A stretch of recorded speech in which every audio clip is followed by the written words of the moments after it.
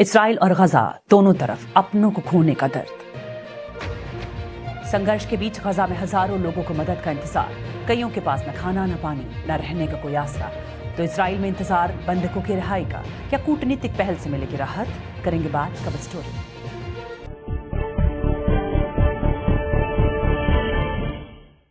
Israel और Hamas के संघर्ष के बीच हो रही है शांति की कोशिशें। काहिरा में एक मीटिंग में हिस्सा लेंगे फलस्तीनी राष्ट्रपति महमूद अब्बास। मिस्र के राष्ट्रपति अब्दुल फतह अल सीसी ने बुलाई है बैठक।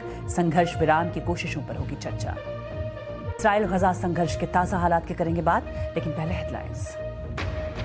भारत ने कनाडा के 41 राजनयिकों और उनके साथ रहने वाले लोगों को मिली डिप्लोमेटिक छूट वापस लिए जाने के कदम को सही ठहराया। भारतीय विदेश मंत्रालय के प्रवक्ता अरिंदम बागची ने कहा, भारत के आंतरिक मामलों में दे रहे थे दखल, वियना कन्वेंशन के मुताबिक की कार्रवाई।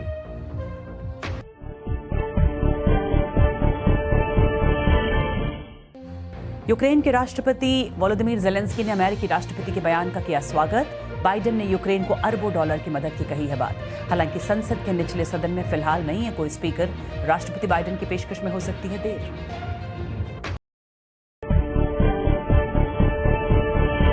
ओलंपिक समिति ने किया खेलों में भेदभाव से इनकार। रूस के राष्ट्रपति व्लादिमीर पुतिन के आरोपों के जवाब में मानवाधिकारों से नहीं जुड़ा है खेलों में भागीदारी का मामला। ओलंपिक संघ ने रूस के कब्जे वाले कुछ इलाकों से खिलाड़ियों की हिस्सेदारी रोकी। पुतिन ने की थी आलोचना। इसराइल हमास संघर्ष में इस वक्त सबकी नजरें रफा क्रॉसिंग पर लगी हैं, जहां राहत सामग्री से भरे ट्रक तैयार हैं और इंतजार है इसराइल की तरफ से सीमा को खोले जाने का। वहीं इसराइल के लोगों को इंतजार है बंधक बनाए गए अपने लोगों की वापसी का। एक गम जो दोनों ही तरफ है, वो है अपनों को खोने का। कवर स्टोरी में इसराइल और गजा दोनों ही जगहों से दिखाएंगे ग्राउंड रिपोर्ट। गजा में जरूरतमंदों को मानवीय मदद फौरन पहुंचाने की अपील के साथ संयुक्त राष्ट्र महासचिव मिस्र के सिनाई पहुंचे हैं। मिस्र से गजा में दाखिल 100 से ज्यादा ट्रक राफा क्रॉसिंग पर खड़े हैं, जिनमें गजा के लोगों के लिए खाना, पानी और दवाएं भरी हैं। लेकिन इतने ट्रकों को जाने की शायद इजाजत ना मिले और हो सकता है सिर्फ 20 ट्रकों को ही कल गजा जाने दिया जाए। मिस्र का कहना है कि उसने रफा क्रॉसिंग को अपनी तरफ से खोल दिया है, लेकिन इजराइल ने अभी तक इस बारे में कुछ नहीं कहा है कि वो कब इन ट्रकों को गजा में आने देगा। संयुक्त राष्ट्र महासचिव एंटोनियो गुटेरेस का कहना है कि राहत सामग्री को तेजी से रवाना करने की जरूरत है।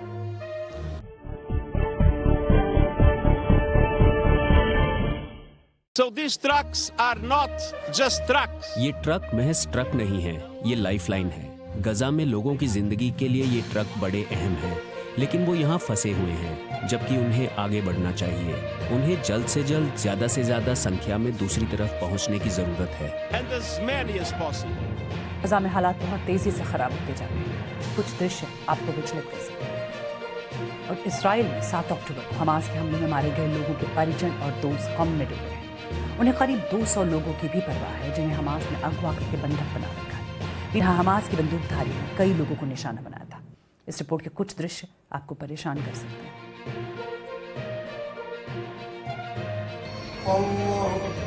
फातिमा को अंतिम विदाई। इस बच्ची ने कभी दुनिया नहीं देखी। इस शख्स के मुताबिक वो मुर्दा ही पैदा हुई थी।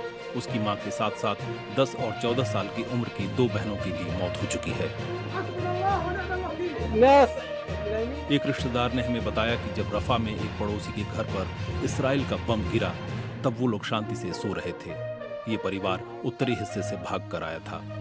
संयुक्त राष्ट्र का कहना है कि गजा में 50,000 गर्भवती महिलाएं हैं और 5,000 की अगले ही महीने डिलीवरी होने वाली है।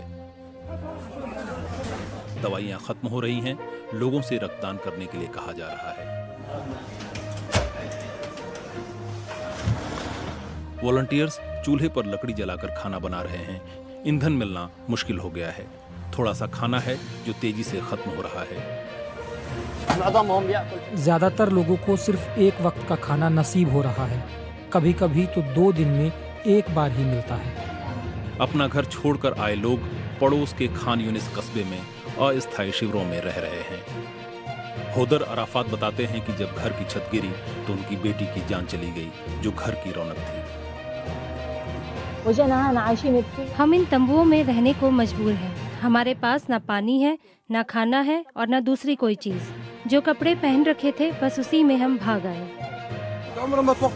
मैंने कभी सपने में भी नहीं सोचा था कि मुझे गजा शहर का अपना घर छोड़ना होगा, जिसमें मैंने अपने सभी बच्चों के लिए कमरे बनवाए थे, और अब मैं इस तरह की जगह पर रहने पर मजबूर हूँ। संयुक्त राष्ट्र के मुताबिक गजा के 10 लाख से ज्यादा लोग विस्थापित हो गए हैं और हजारों लोग दक्षिण की ओर आए हैं। लेकिन क्यों? ये आप उत्तरी इलाकों का हाल देखकर समझ सकते हैं। और इसराइल में 7 अक्टूबर को हमास के हमले में मारे गए लोगों के परिजन और दोस्त गम में डूबे हैं। उन्हें करीब 200 लोगों की भी परवाह है, जिन्हें हमास ने अगवा करके बंधक बना रखा है। यहाँ हमास की बंदूकधारियों ने कई लोगों को निशाना बनाया था। इस रिपोर्ट के कुछ दृश्य आपको परेशान कर सकते हैं। गजा बॉर्डर से 3 मील की दूरी पर स्थित निर ओज में अब शांति है और शोर भी। यहाँ आसपास अभी भी शव मिल रहे हैं। एक महिला का शव कल बरामद किया गया। उनके कपड़े गायब थे और वो लोहे के तार में बंधी थी। रिकवरी टीम्स का कहना है कि 20 से ज्यादा बच्चों के आपस में बंधे शव भी उन्होंने बरामद किए हैं। ये शव जली हालत में थे। इस तरह से मौत जिंदा लोगों को भी तोड़ कर रख देती है। हमास के लड़ाकों ने निर ओज में सुबह सुबह लूट और हत्या के इरादे से हमला किया। हमले के शिकार हुए लोगों में एक ब्रिटिश शख्स और उनकी मां के पूर्व पति भी हैं। डैनी डार्लिंगटन मैनचेस्टर में पैदा हुए और वहीं पले बड़े। एक पड़ोसी ने उनके शव की पहचान की, लेकिन उनकी मौत की आधिकारिक पुष्टि अभी तक नहीं हुई है। डैनी की मां के पूर्व पति हाइम पेरी किबुत्ज में रहते थे। हाइम गजा से बीमार बच्चों को इस्राएली अस्पताल इलाज के लिए लेकर आते थे। माना जा रहा है कि उन्हें बंधक बनाया गया है। हाइम और उनकी पत्नी हमले के वक्त सेफ रूम में छिपे हुए थे। जब शुरुआत में चरमपंथी पहुंचे तो वो दरवाजे की वजह से बचे, लेकिन वो दोबारा लौट कर आए तो हाइम को लगा कि अब वो बच नहीं पाएंगे, इसलिए सरेंडर करना ही एकमात्र उपाय है। ऑफनेट उस वक्त सोफे के पीछे छिपी हुई थी। जब चरमपंथियों का दूसरा ग्रुप कमरे में घुसा तो उनकी पत्नी कमरे में छिपी हुई थी। ये ग्रुप ज्यादा तबाही मचाने वाला था, लेकिन कमरे में अंधेरा था, इसलिए वो बच गई। डैनी को उस सुबह किबुत्ज में नहीं होना था, लेकिन वो एक रात ज्यादा वहां रुक गए और उन्होंने अपने सौतेले भाई को हमले के वक्त मैसेज भेजा था। ये आखिरी बार था जब हमने उससे बात की, लेकिन अब मैं परिवार की मदद करने की कोशिश कर रहा हूँ। ये परिवार इसराइल में लोगों के मूड से अलग महसूस कर रहा है। बदले की भावना बहुत मजबूत होती है। बहुत से लोग अभी इसे महसूस कर रहे हैं, लेकिन अभी हमें बदले पर बात नहीं करनी चाहिए, क्योंकि हम शुरुआती हमले में हार चुके हैं। इसलिए जंग से पहले जो लोग जान गंवा चुके हैं उनके बचे हुए अवशेष जमा करने चाहिए और इस बंधक संकट से निकलने के लिए प्रयास होने चाहिए। इसराइल इस संघर्ष के अगले चरण की तैयारी कर रहा है। गजा में बड़ी कार्रवाई की तैयारी, लेकिन जिनके अपने अभी भी लापता हैं, वो परिवार हमले के कई दिन बाद भी सदमे में हैं।